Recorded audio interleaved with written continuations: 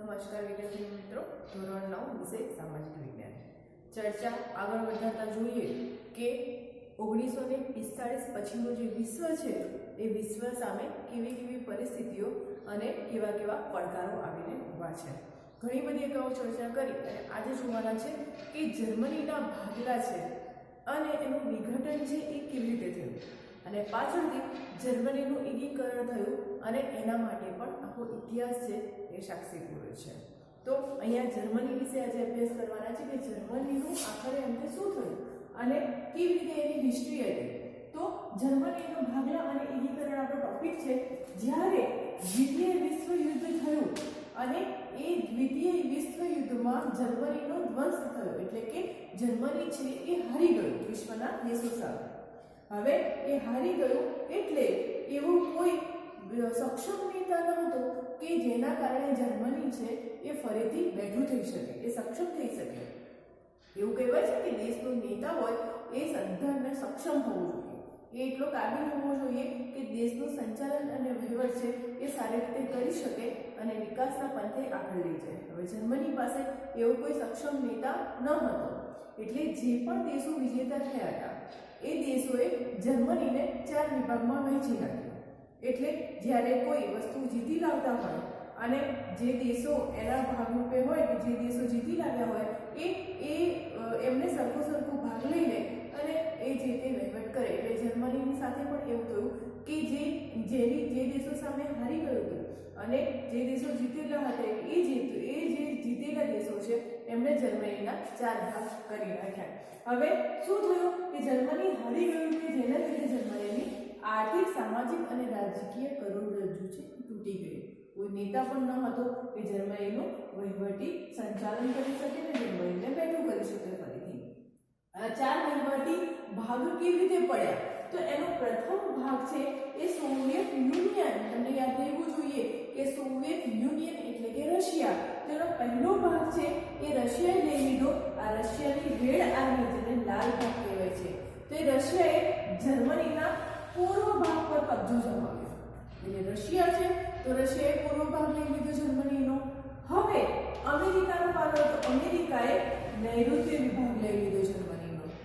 અને ફ્રાન્સ છે તો ફ્રાન્સની નજીક આવેલો વહીવટ છે, એટલે ફ્રાન્સની નજીકના પ્રદેશોનો વહીવટ એ ફ્રાન્સે સંભાળી લીધો.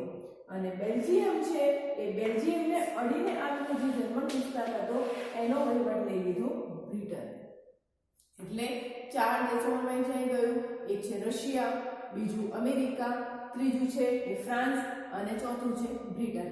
આ 4 દેશોમાં આખું જર્મન છે એ વહેંચાઈ ગયું અને જે એમને અડીને વિસ્તારો આવતા હતા એ તમામ જે ભાગ છે એ અડીને આવતા દેશો છે એમને સંભાળી લીધા. હવે મેઇન છે આ રશિયાએ જે પૂર્વ ભાગ લીધો એ સોવિયત યુનિયન હતું, એની જે સરકાર હતી, એ જે સંઘ હતો એટલે કે રશિયા, એ બહુ જ સામ્યવાદી, એ પોતાનું સામ્રાજ્ય વધારવાનું પણ એ જ હેતુથી કામ કરતો. સાથે લોકોની ઉપેક્ષાઓ થાય, એમના પર અત્યાચારો થાય એવી પરિસ્થિતિ ઊભી થઈ. એની જે રેડ આર્મી હતી એ રેડ આર્મીએ આ પૂર્વ ભાગ સંભાળતા લોકો ઉપર જોર જુલમ છે, ગુલામીમાં એ લોકોને મૂકી દીધા અને એવી પરિસ્થિતિ થઈ. આ રીતે જર્મની છે એ 4 દેશોનો વહીવટ સંભાળવામાં આવ્યો. હવે શું થયું કે સત્તા જૂથો વચ્ચે અવિશ્વાસનું વાતાવરણ. આ જે 4 દેશો હતા એ 4 દેશો વચ્ચે પરસ્પર ક્યાંય સામ્યતા કે સંપીને કામ કરે એવા નહોતા. એ સંઘર્ષમાં ઉતર્યા હતા અને સામે પોતાનું સામ્રાજ્ય વધારવાના અને પોતાની સત્તાનું વર્ચસ્વ જમાવવાના પ્રયત્નો કરતા. એટલે અવિશ્વાસનું વાતાવરણ થયું અને સોવિયત યુનિયનને પણ ભય લાગવા માંડ્યો કે મારી પાસે જે પૂર્વ જર્મની આવ્યું છે એનો વહીવટ આ દેશો લઈ લેશે, એને કબજો મેળવી લેશે, એટલે એને હંમેશા ભય સતાવતો અને આ ભયના લીધે એ પોતાના કાયદામાં રહે તેવી પૂતળા સરકાર છે એ જર્મનીમાં સ્થાપી દીધી. એટલે એને દેખરેખ હેઠળ જે વહીવટ થાય. હવે આ સામે કેવું થયું કે અમેરિકા, ફ્રાન્સ અને બ્રિટન આ 3 દેશો હતા એ 3 દેશો એક થઈ ગયા. એમને એમની વિચારસરણી અપનાવી એકબીજાની અને આખું પશ્ચિમ જર્મન હતું એ પશ્ચિમ જર્મન અલગ અલગ જે ભાગ પડ્યા હતા બાકીના જે 3 એમને એક કરી દીધા અને એકીકરણ કર્યું. હવે આના લીધે આ બધા જર્મન પ્રદેશોનું એકીકરણ કર્યું અને એને નામ આપ્યું Fed rate Republic of East Germany તરીકે નિર્માણ કર્યું. આ પ્રક્રિયાના વિરોધ રૂપે જર્મનીની એક 4 ભાગ કર્યા હતા. એમાંથી પૂર્વ જર્મન તો રશિયા પાસે હતું, જે સોવિયત યુનિયન તરીકે કહેવાય, એના પર એણે કબજો નાખ્યો હતો. બાકીના જે 3 હતા પ્રદેશો, અમેરિકા, ફ્રાન્સ અને બ્રિટન, એ ત્રણેય એ વિસ્તારો એમને જે ભાગ મળ્યા હતા એનું એકીકરણ કરીને એક જ ફેડરેટ રિપબ્લિક ઓફ ઈસ્ટ જર્મનીનું નિર્માણ કર્યું. એટલે કે એક જ સંચાલન નીચે એકીકરણ કરીને વહીવટ કરવા માંડ્યા. હવે આ છે એ સોવિયત યુનિયનને ગમ્યું નહીં અને એણે આના વિરુદ્ધ રૂપે આજે પૂર્વ જર્મની છે એનું જે બ્રિટન આવેલું છે એ બ્રિટનમાં નાકાબંધી જાહેર કરી. એટલે આ સોવિયત યુનિયને બર્લિન છે એ બર્લિનની નાકાબંધી જાહેર કરી નાખી.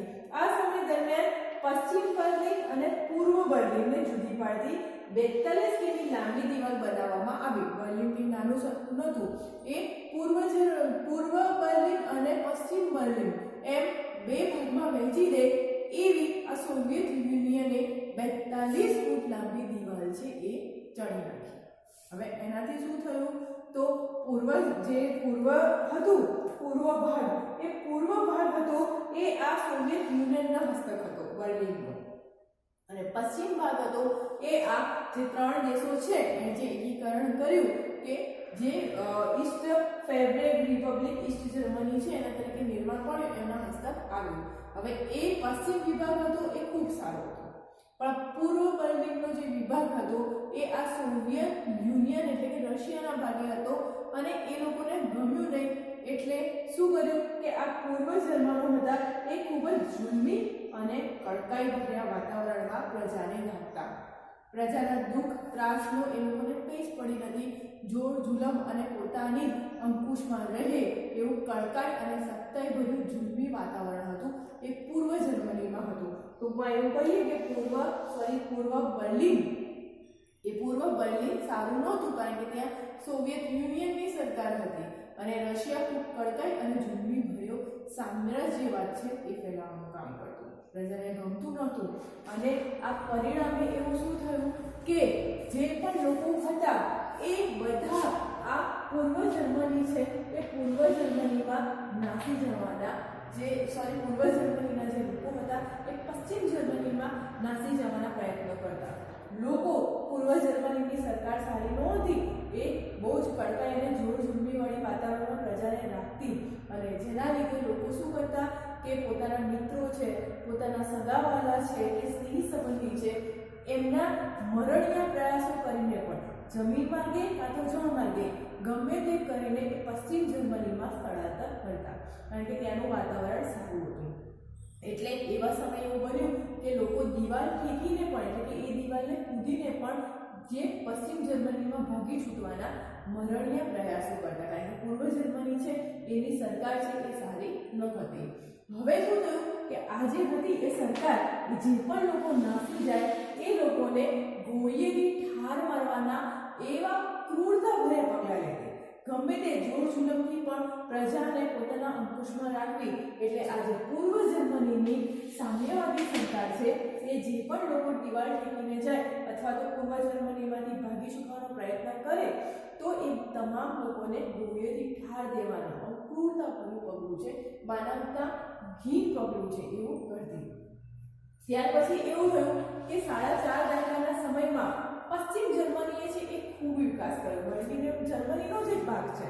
એટલે આ જે પશ્ચિમ જર્મની છે જેની આ 3 દેશોએ એનો વહીવટ લીધો હતો, તો એ લોકોએ સાથે મળીને કહે કે સૌનો સાથ ને સૌનો વિકાસ. તો એ રીતે આ 4.5 સમયના જે દાયકા છે એમાં પશ્ચિમ જર્મનીએ ખૂબ સારો એવો વિકાસ કર્યો. તેમણે આર્થિક અને અન્ય ક્ષેત્રે પણ ખૂબ જ પ્રગતિ અને જે સિદ્ધિ છે એ હાંસિલ કરી અને એને જર્મન ચમત્કાર તરીકે ઓળખવામાં આવે છે. 1990 સુધીના સમયમાં આંતરરાષ્ટ્રીય રાજકારણમાં મહત્વના અને દૂરોગામી જે પરિવર્તનો છે એ પરિવર્તનો આવ્યા અને જેના કારણે એ જે ઠંડુ યુદ્ધ હતું એ ઠંડા યુદ્ધના પ્રવાહો છે એ પ્રવાહો મંદ પડતા ગયા. સામ્યવાદી યુરોપના દેશો અને પશ્ચિમ યુરોપમાં લોકશાહી તંત્રો ધરાવતા દેશો વચ્ચેનું અંતર છે એના લીધે ઘટવા લાગ્યું અને જે અવરોધ સમૂહ લોખંડી જે વાતાવરણ હતું જે આ સોવિયત યુનિયને રચ્યું હતું એ ધીમે ધીમે મંદ પડવા માંડ્યું. એટલે કે જે સરમુખત્યારશાહી સત્તા હતી સોવિયત યુનિયનની એ પકડ ઢીલી થવા માંડી અને ધીમે લોકોને જે યુદ્ધના પ્રવાહો હતા એ ઠંડા પડતા લોકોના જે સારા એવા જે એમના તરફીના વલણો છે એ વધારે પડતા દર્શાવવા માંડ્યા. 3 ઓક્ટોબર 1990ના રોજ જર્મનીનું ફાઇનલી એકીકરણ થયું. એટલે કે સમગ્ર જર્મની એ એક થઈ ગયું અને જે ભાગ હતા એ નાબૂદ થઈ ગયા. એટલે પશ્ચિમ જર્મની અને પૂર્વ જર્મની એટલે કે બે ભાગ હતા. સોવિયત યુનિયનની પકડ ઢીલી પડી ગઈ કારણ કે લોકશાહી સરકારની સ્થાપના થઈ. પશ્ચિમ જર્મનીએ સારો એવો વિકાસ કર્યો અને એનું વર્ચસ્વ વધવા માંડ્યું. એટલે સોવિયત યુનિયનની પકડ ઢીલી પડી. જે ઠંડા વિશ્વયુદ્ધના પ્રવાહો છે એ શાંત થયા અને સમગ્ર વાટાઘાટો અને ચર્ચાઓ થકી સમગ્ર જર્મની છે એનું એકીકરણ કરવામાં આવ્યું. લોકો માટે ખૂબ જ આ સુવર્ણ તક કહેવાય, સૌભાગ્યશાળી સમય કહેવાય કે આવો સોનેરી સૂરજ ઉગ્યો તો જર્મનીના લોકો માટે. એટલે જે બર્લિનની આ 42 લાંબી દિવાલ હતી એ જર્મન પ્રજાના દુઃખ, વિયોગ, જે સંતાપ અને કરુણા અને ક્રૂરતા ભર્યા જોર જુલમના પ્રતિકરૂપ હતી. એમને જાણે પાંજરામાં પૂરી દીધા હોય ને એમના પર અત્યાચાર કરવામાં આવતા હોય એવા પ્રતિક સમા હતી.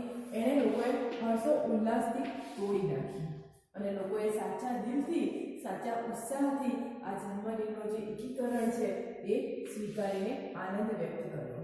એટલે સંયુક્ત બનેલા જર્મનીએ એ 1990 પછીના દશકામાં ખૂબ જ ઝડપથી અને એવું સારું કહેવાય એવો વિકાસ કર્યો અને અંતમાં એ યુરોપનું જે સંપન્ન અને સુખી હોય એવું રાષ્ટ્ર છે એ બની ગયું.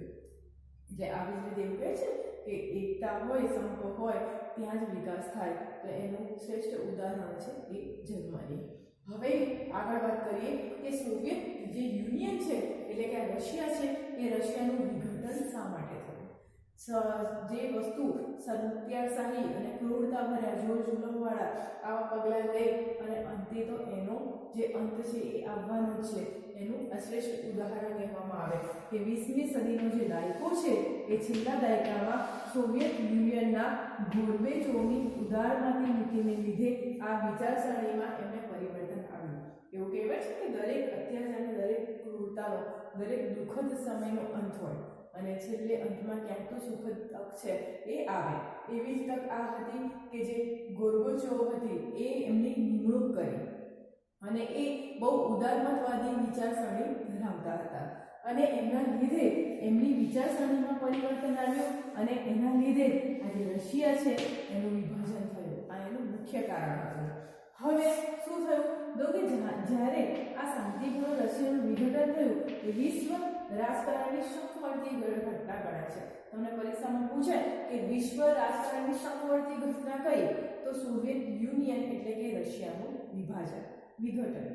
તો એને શકવર્તી ઘટના ગણાય છે કારણ કે પોતે એટલું સખ્તાઈ અને કડકાઈભર્યા પગલાં લેતો, પ્રજા પર પોતાનું શાસનને જે સામ્રાજ્ય છે એ સ્થાપવાના હેતુથી એ પ્રજા પર અત્યાચાર, જુલ્મ અને ક્રૂરતાભર્યા પગલાં લેતા પણ અચકાતું નહોતું. હવે આવું એક સામ્રાજ્યવાદી વલણ ધરાવતું હતું અને આ રીતે પરિસ્થિતિ હતી તો અચાનક આટલું શાંતિથી એનું વિઘટન કેવી રીતે થઈ શકે? માટે એને શકવર્તી ઘટના તરીકે ઓળખાવવામાં આવી છે. તમને તો પરીક્ષામાં એટલું જ પૂછાય કે જે વિશ્વની શકવર્તી ઘટના તરીકે કોને ઓળખવામાં આવે છે, તો એ છે સોવિયત યુનિયન એટલે કે રશિયાનું શાંતિપૂર્ણ વિઘટન. મિસાઇલ ગોર્બેચોવ, આખું નામ છે એમનું, જે મિસાઇલ ગોર્બેચોવ હતા એ સામ્યવાદી પક્ષના નવા મહામંત્રી તરીકે એમણે સત્તા સંભાળી 11મી માર્ચ 1985માં. જ્યારે એમણે સત્તા સંભાળી ત્યારે એ પોતે ઉદારમતવાદી વલણ ધરાવતા હતા. એમને એવું કોઈ ક્રૂરતા કે જોર જુલમવાળા પગલાં એવું નહોતા લેતા. એટલે રશિયાને વિકાસ કેવી રીતે થાય એવું એ પ્રથમ વિચારતા.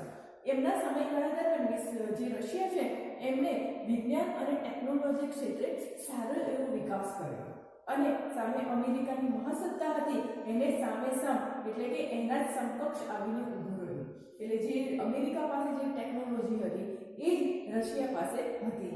એટલે વિજ્ઞાન ટેકનોલોજી એમને સારું એવું યોગદાન એમને આપ્યું. ગાર્બોચોવની ગ્લાસનોસ્ટ એટલે કે ખુલ્લાપણું અને પેરેસ્ટ્રોઇકા એટલે કે આર્થિક અને સામાજિક સુધારણાની નીતિ છે એ એમણે અપનાવી. એટલે પ્રજાસત્તાક સંઘની સ્વતંત્રતા મેળવવાની ઉત્કંઠા એવું જાણતા હતા કે જે પ્રજાસત્તાક સંઘ છે એ જ સારો વિકાસ કરી શકે. એટલે એમના સમયમાં શું થયું, જે પણ જે જર્મનીના ઘટક રાજ્યો હતા અને જે આ રાજ્યો હતા એક પછી એક પોતે સ્વતંત્ર બન્યાની ઘોષણા કરવા લાગ્યા. અને ધીરે આ સોવિયત યુનિયન છે એના વહીવટી તંત્ર પર આજે રેડ આર્મીની પકડ છે એ પકડ ઢીલી પડવા લાગી. અને એ ઢીલી પડતા વિભાજનની પ્રક્રિયા છે એ ઈસવીસન 1990માં શરૂ થઈ. એવું કહેવાય છે કે રશિયાના 15 રાજ્યોમાંથી 14 રાજ્યો છે એવા એક પછી એક સ્વતંત્ર બનવા માંડ્યા અને અંતે આ વિઘટનની પ્રક્રિયા છે એ વિઘટનની પ્રક્રિયા પૂર્ણ થઈ અને આ સોવિયત યુનિયન એટલે કે રશિયાની પકડ છે એ રશિયાની પકડ ઢીલી પડી.